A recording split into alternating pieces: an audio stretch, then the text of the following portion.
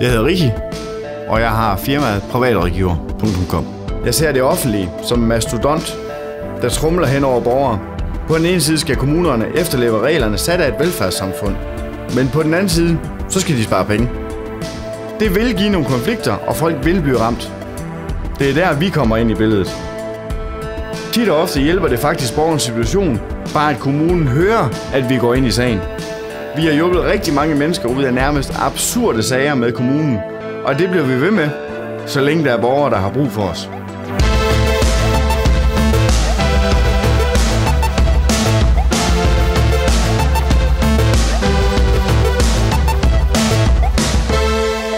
Jeg kan ikke lave lovgivningen om, men jeg kan sikre, at de eksisterende love bliver overholdt.